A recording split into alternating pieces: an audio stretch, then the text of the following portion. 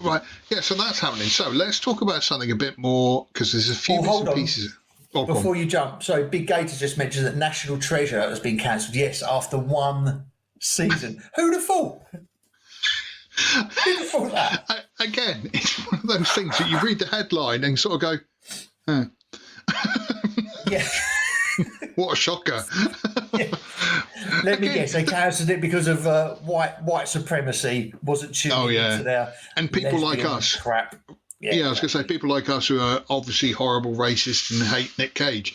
And it's like, again, National Treasure, both the National Treasure movies, I think are actually really decent movies. They're really very well written. There's a good bit of creativity in them. And like I say, the way they're done and, you know, with the Liberty Bell and all this kind of stuff, you're actually thinking, oh, that's quite cleverly done.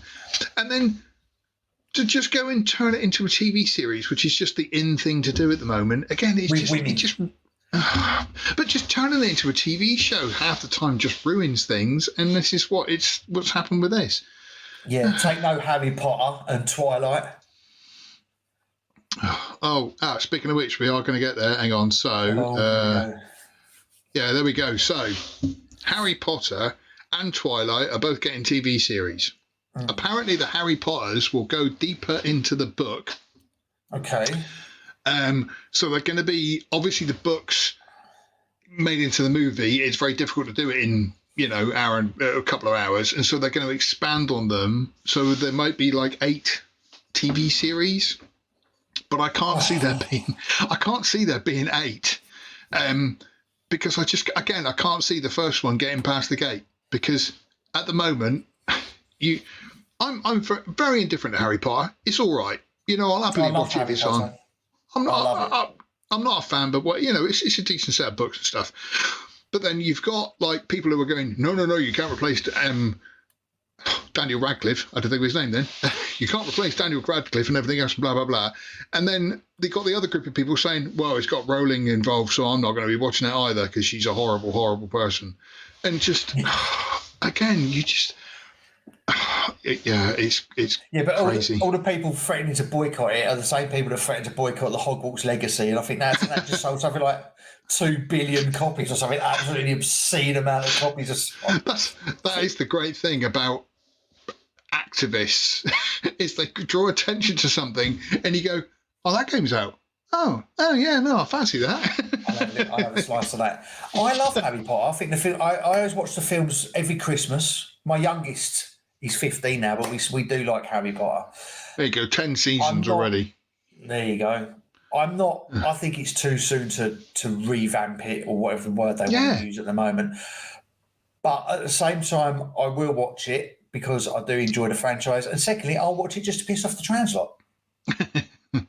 I mean, again, I wonder because then I suppose the problem is the way the movies worked with Emma Watson and Daniel Radcliffe and Rupert Grint is you saw them grow up over a period and it kind of fitted the books quite well. If you're going to have 10 seasons, you're going to have kids who are starting at, 15, 16, and by the time they're finished, they're going to look like us. Well, they don't look that bad. Well, if they do it properly, like they did in the films and the books, obviously it's start of secondary school, so they'll be 11. Right, yeah. But, like Big Gate said, if that's 10 seasons, so that's 10 years, they're going to be 21 by the time they're done playing 16, 17-year-olds. So it'll be like watching an episode of like Beverly Hills 90210 or something like that, where you got, or Grease. Grease is another great example of sort of like that guy's in high school. Yeah, I think he's a grandfather. Yeah. Have you watched that new? I don't even know what I'm going to ask you. You've heard about this new Grease show? The show? Yeah, the Pink Ladies thing. Pink Ladies, yeah. Oh, not even going to give it the time of day. Not even going to give it the time of day. Terrible. But the thing is, I mean, that's going to get cancelled after one. I mean, it's 1950s America. You've got mixed race relationships, gay relationships, a huge diverse crew of Pink Ladies and T-Birds. They're singing about white supremacy. This isn't going to last more than one season. And whoever greenlit this is from Paramount as well, who've got some of the best shows on TV at the moment with Yellowstone and their spin-offs, Tulsa King, Mayor of Kingstown. Yeah. Even Let the Right One In. That's a terrific Right. show. They've turned that. That's Okay. really good. Yellow Jackets, which I know you tried watching, you didn't really get into, but you must bear with that because I think it's really good. So Okay. for me, Paramount have got some of the best TV going at the moment. And then they go, it's like they're like, oh, hold on, these shows are too alpha. Let's just get These are something too really good. mincy in there. These shows are too good. We need something to like balance this out, and we need something really crappy. Again, it kind of annoys me the way that they mess with history, because I mean we've had the whole argument about the whole Cleopatra thing, and again, sort of blackwashing history and everything else. And I do think to myself, at the end of the day, let them do what they want. They're destroying history anyway. When we think of the movies that we used to watch and how they've revamped them and redone them and made them all crappy and everything else, it's kind of just let them destroy history. It's got. Well, George Orwell was right. Oh yeah, wasn't he just? Hang on a minute. Here we go. So actually, there is a major adaptation problems with the movies. Dobby is introduced in the second movie and then doesn't appear until they've already kill him off. He's a big part of the books. Yeah, that's true. Okay. He's the sock guy, isn't he? He's the little sock elf, yeah. Yeah. Harry Potter!